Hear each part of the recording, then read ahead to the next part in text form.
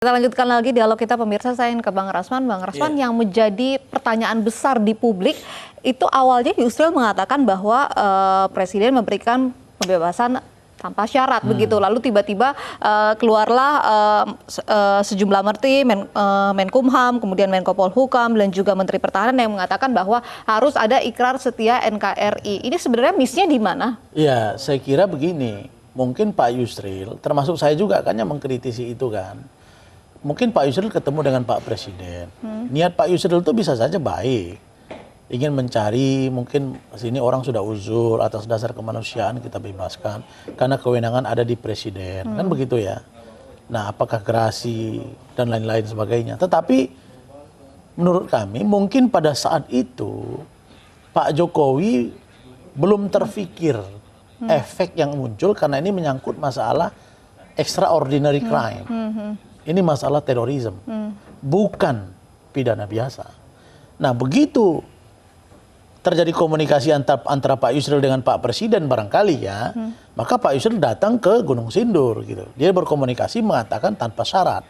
Nah, tentu para pembantu Presiden yang terkait dengan masalah hukum, keamanan, kemudian masalah pilpres dan politik segala macam, maka muncul pertimbangan-pertimbangan lain. Saya pun secara spontanitas sebagai bagian dari pendukung Pak Jokowi Ma'ruf memberikan statement gitu. Kenapa? Karena menurut saya ini harus dipertimbangkan dengan matang karena saya mendapat informasi bahwa Pak Abu Bakar Ba'asyir tidak mau menandatangani fakta integritas tentang setia kepada Indonesia, Pancasila dan NKRI. Kalau itu tidak dilakukan artinya beliau tidak akan pernah mau Indonesia ini di bawah naungan Pancasila. Sementara ini ideologi berbangsa dan bernegara. Ini sangat prinsip. Kita sudah terhubung lagi dengan kuasa hukum dari Abu Bakar Ba'asyir, Mahendra Data. Selamat malam Pak Mahendra. Selamat malam, ini saya sebentar aja karena saya harus pergi, makanya konsentrasi saya. Saya ingin menyampaikan begini saja ya.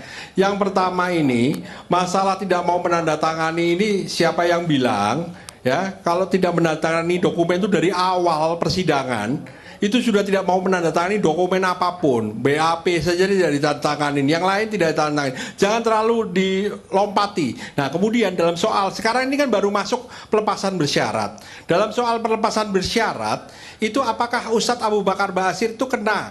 Beliau itu masuk Februari Februari 2012. Peraturan itu ada di November 2012. Itu PP 99 tahun 2012. Kemudian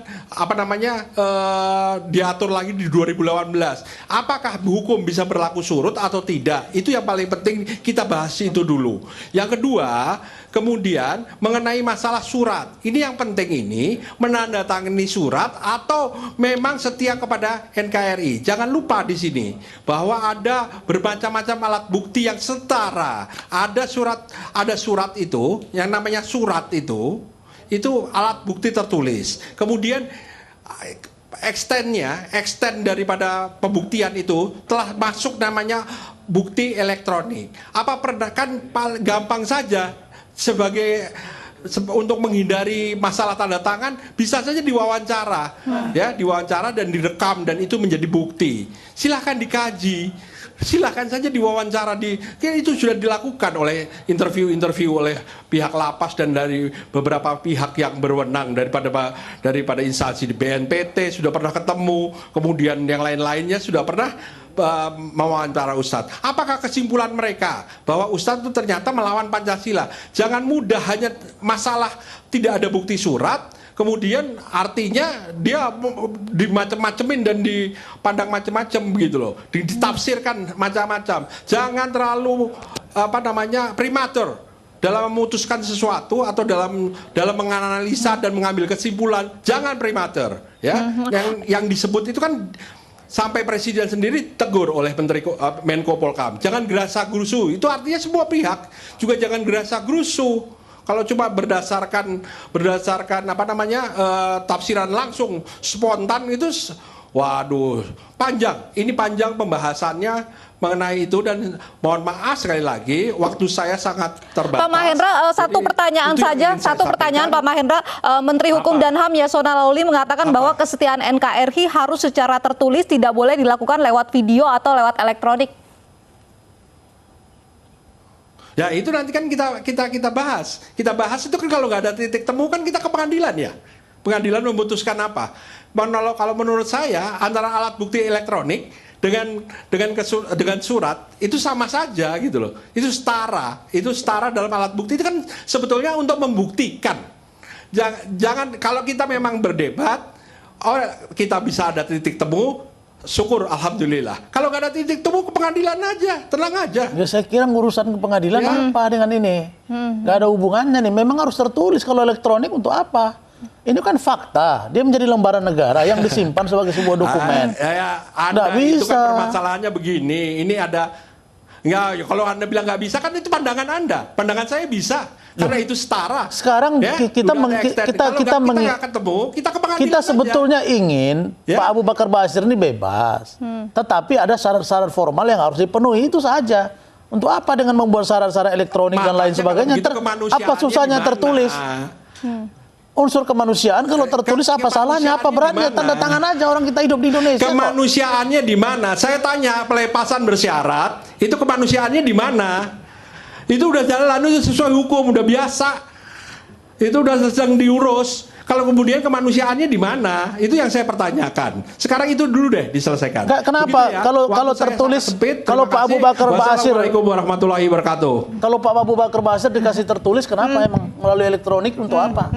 Tidak bisa begitu. Menurut hukum di Indonesia tidak bisa begitu. Harus hitam di atas putih begitu. Oh iya. Baik. Ini kita punya wawancara kami juga dengan pakar hukum Mahfud MD yang memberikan keterangan yaitu terkait dengan pembebasan bersyarat dari Abu Bakar Basir, apa aja yang harus dipenuhi. Bagaimana orang, apalagi kalau tindak pidana teroris ya, terorisme. Terorisme itu adalah sikap ketidaksetiaan terhadap Republik. Tidak setia terhadap dasar ideologi negara karena dia memperjuangkan ideologi lain. Bagaimana dia mau dibebaskan dengan tindakan itu tanpa menyatakan kesetiaan terhadap ideologi negara Pancasila dan NKRI. Oleh sebab itu memang untuk Abu Bakar Basir itu dengan segala hormat dan rasa simpati saya, ya hukum tetaplah hukum. Kalau mau tunggu waktunya sampai 10 tahun dia ada di penjara, tentu di 10 tahun itu terhitung sejak dia ditahan biasanya, ditambahkan masa tahanannya itu sebagai masa hukuman. Kemudian sesudah itu penuhi syarat-syarat itu, kesetiaan terhadap negara Kesatuan Republik Indonesia. Bahkan ada aturannya lagi loh. Aturannya itu dia harus ikut pembinaan yang dilakukan oleh Ditjen Pemasyarakatan. Ini kan belum ada, itu tiba-tiba diumumkan. Ya marilah kalau kita mau berhukum dengan segala hormat itu supaya itu ditaati. Karena kalau tidak nanti akan banyak orang lain minta begitu nanti sebentar lagi gitu. Baik, Anda sepakat Bang Rasman dengan Mahfud MD? Iya, sepakat. Bahwa itu yang benar yang disampaikan oleh Pak Mahfud gitu kan. Atas dasar apapun, dan ini adalah masalah tindakan terorisme yang berefek secara internasional, maka upaya-upaya terbaik adalah dengan niat baik Pak Presiden atas nama kemanusiaan tadi, apa salahnya? Jadi menurut saya yang bisa berbicara ini kepada Pak Abu Bakar Basir adalah pengacaranya, keluarganya, apa sih beratnya? Apa dampaknya kalau tidak ditandatangani? Ya yang lain nanti akan melihat ini kok ada konsekuensi hukum yang tidak dilakukan gitu loh.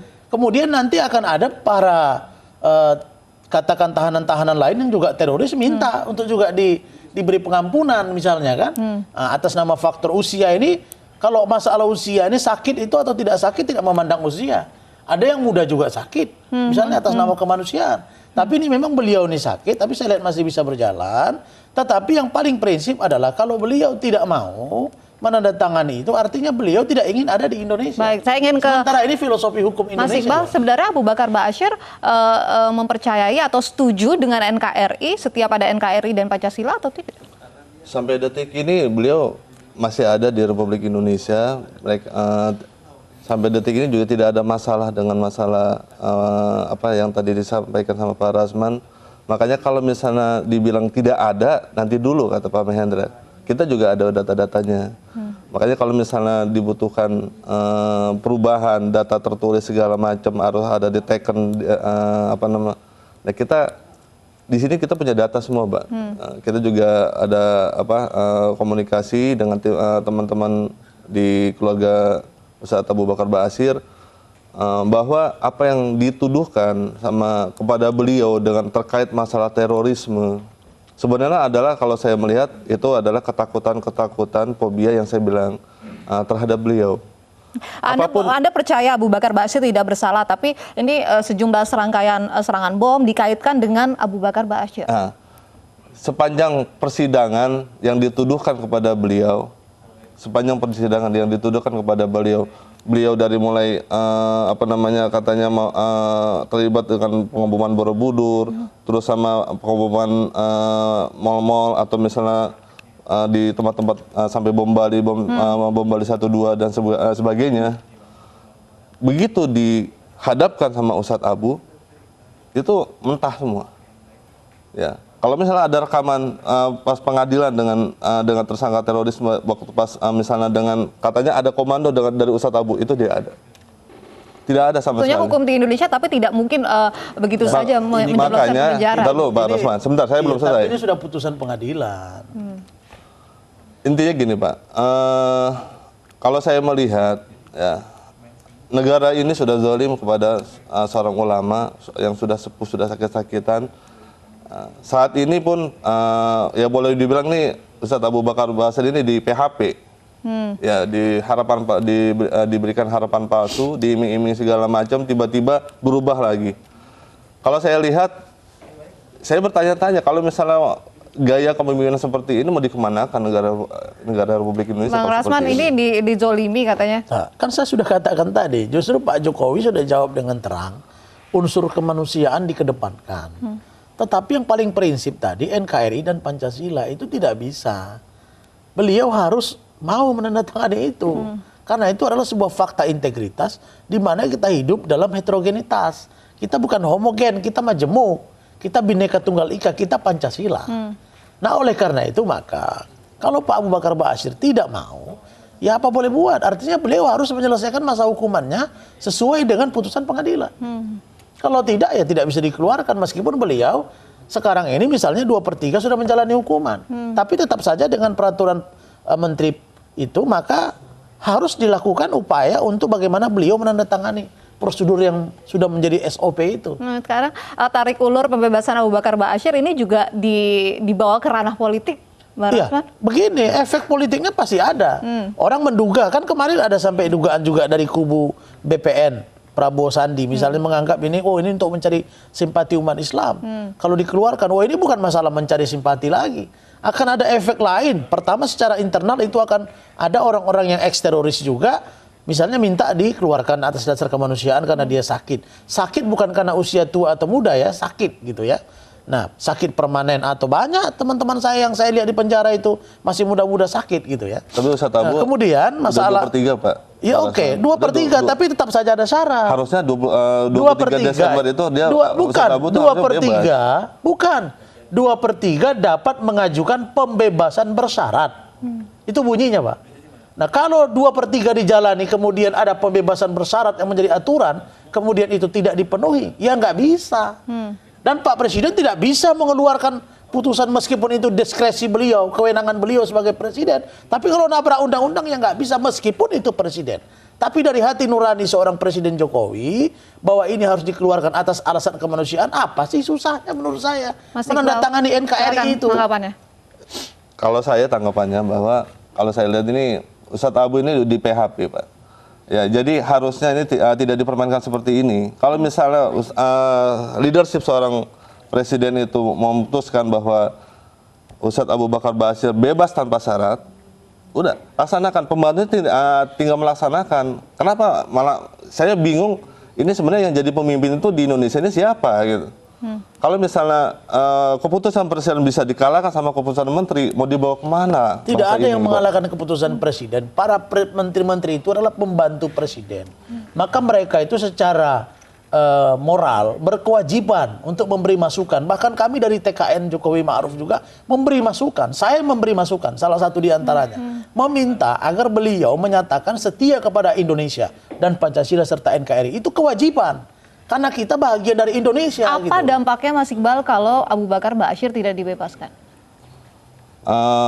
Dampaknya kalau saya lihat pertama, kita akan melihat bagaimana dagelan politik yang ditampilkan oleh, kalau saya bilang badut-badut politik saat ini adalah bahwa hukum di negara kita ini tidak jelas. Ya, hierarki keputusan, komando keputusan, pemegang keputusan itu seorang presiden bisa dikalahkan oleh keputusan seorang menteri atau 2 orang menteri. Mau dibawa kemana kalau misalnya Indonesia ke depannya setelah nanti? Kalau misalnya kita lihat dagelan kayak seperti ini ditampakkan oleh pimpinan kita saat ini. Makanya saya berharap ya ini menjadi bahan pelajaran buat kita, ya khususnya kepada seluruh rakyat Indonesia, bahwa harus cerdas dalam memilih pemimpin. Ya, jangan hanya jadi korban PHP, Pak. Itu aja. Kalau Abu Bakar Ba'asyir bebas, apa dampaknya? Pertama, kepastian hukum. Tidak akan mengaktifkan jaringan terorisme? Itu sudah pasti? Kalau untuk jaringan terorisme gini, Mbak. Kalau jaringan terorisme, mungkin saya pernah sampaikan beberapa waktu yang lalu. Yang dinamakan jaringan terorisme, yang namanya terorisme itu tidak akan pernah bisa mati. Ya, terorisme ya mungkin bisa dibunuh, terorisnya itu bisa dibunuh, tapi ismenya itu tidak akan bisa. Pemahaman itu tidak akan bisa dilumpuhkan. Ya, makanya kalau misalnya dikaitkan kenapa tidak bisa dilumpuhkan? Kalau dikaitkan dengan Ustadz Abu Bakar Ba'asyir, sebentar Pak, saya belum selesai. Kalau misalnya Ustadz Abu Bakar Ba'asyir dikaitkan kalau bebas, berarti terorisme merebak di mana-mana, tidak ada. Itu yang dikhawatirkan banyak pihak. Tidak ada. Saya bisa menjawab bahwa kalau misalnya saya mengenal Ustadz Abu Bakar Ba'asyir dari tahun 90, ya dari tahun 90, sejauh sebelum beliau membentuk Majelis Mujahidin. Jauh sebelum. Justru saya melihat kelembutan hati beliau, ya. Sampai detik ini beliau tidak pernah yang namanya setuju dengan aksi-aksi terorisme di Indonesia. Tidak pernah setuju. Pengeboman di mana-mana, di bom Bali 1, bom Bali 2, di mana, di Marriott, tidak ada. Nggak ada yang pernah disetujui sama Ustadz Abu. Kalau misalnya kita menyelami lebih jauh bagaimana fikrahnya Ustadz Abu, kekhawatiran itu tidak ada, Pak. Baik. Terakhir, Bang Rasman. Iya, kalau saya sudah jelas mengatakan bahwa bukan masalah sel-sel dihidupkan atau tidak. Ini kan konteksnya adalah ada warga negara yang bernama Pak Abu Bakar Ba'asyir. Beliau itu diputus oleh pengadilan bersalah dalam melakukan tindak pidana terorisme sebagai tindakan extraordinary crime, kejahatan luar biasa. Nah, oleh karena itu maka beliau telah menjalani 2/3 masa hukuman. Dan menurut undang-undang itu diperbolehkan untuk mengajukan pembebasan bersyarat. Dan pembebasan bersyarat itu sudah menjadi hak beliau. Tapi oleh Pak Yusril, ini dicoba lagi dibuat pendekatan kepada Presiden supaya unsur kemanusiaannya dikedepankan karena tua dan sakit. Dan Presiden menyetujui itu. Tetapi efek yang muncul dari sini sekarang, ini kalau dikeluarkan, maka akan ada upaya-upaya orang lain, misalnya kekhawatiran kita bahwa ini beliau akan hidup sel-sel dan lain, itu nantilah, nggak ada masalah. Kita tidak mengatakan kalau beliau bebas, lalu kemudian nanti terorisme akan muncul, bukan. Yang kita katakan, tolong Pak Abu Bakar Ba'asyir diberi, katakanlah atas dasar kemanusiaan, diberi kebebasan, tapi syarat yang tidak begini, yang namanya tidak begitu berat, tapi prinsip. Kalau ini tidak dilakukan oleh Pak Abu Bakar Ba'asyir, maka beliau artinya tidak akan pernah menganggap Indonesia ini berdasarkan Pancasila. Ikrar kalau itu setia terjadi, NKRI sangat penting begitu. Iya dong. Siapapun kita di Republik ini wajib untuk tunduk dan taat pada Pancasila, Undang Dasar 45 dan Bhinneka Tunggal Ika. Karena kita negara kesatuan Republik Indonesia. Setuju. Ingat, kita heterogen. Kita beragam-ragam. Tetapi masalah konteks beragama, keyakinan, kepercayaan itu masing-masing. Baik, tapi kita hidup dalam kedamaian. Juga sudah bilang setuju. Nanti kita tunggu seperti apa nanti ke depannya tarik ulur pembebasan dari Abu Bakar Ba'asyir. Terima kasih, Bang Rasman. Mas Iqbal sudah bergabung bersama kami di Special Report, dan sebelumnya ada kuasa hukum dari Abu Bakar Ba'asyir, Mahendra Data. Dan pemirsa, kami masih akan kembali sesaat lagi, tetaplah di Special Report.